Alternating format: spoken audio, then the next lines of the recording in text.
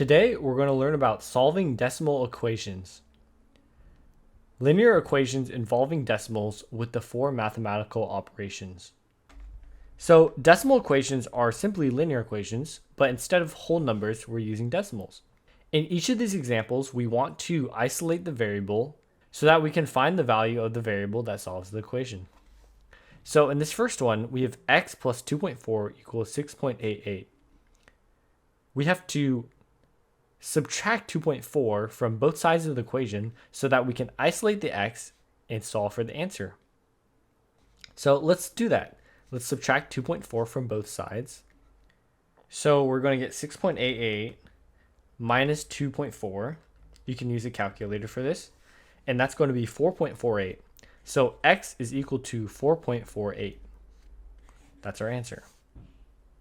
If you were to plug 4.48 into the equation, you would get 6.88 is equal to 6.88. And this is true. This first example involves addition, and subtraction would be exactly the opposite. Now, the second one involves multiplication.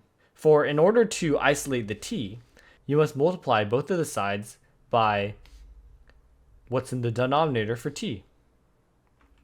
If you multiply t over 12.2 by 12.2, then the top and the bottom will cancel out, leaving you t on the left-hand side alone. And that's what we want. So let's do that. Let's multiply both sides by 12.2.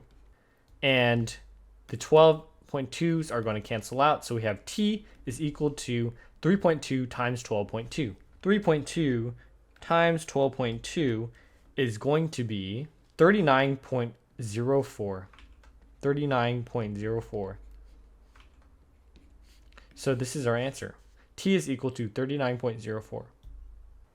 Lastly, we have negative 52.7 is equal to 9z minus 6.8. So this linear equation involves more than one step.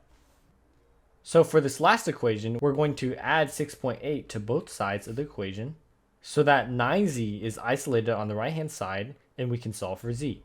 So negative 52.7 plus 6.8 is going to give us negative 45.9. And negative 6.8 plus 6.8, these cancel out. So we're going to have negative 45.9 is equal to 9z. Finally, if you divide both sides of the equation by 9, z would be isolated. So 45.9 divided by 9, that's going to be negative 5.1, which is then equal to 9z divided by 9. The 9's cancel out and you're left with z. Z is equal to negative 5.1. That's your final answer.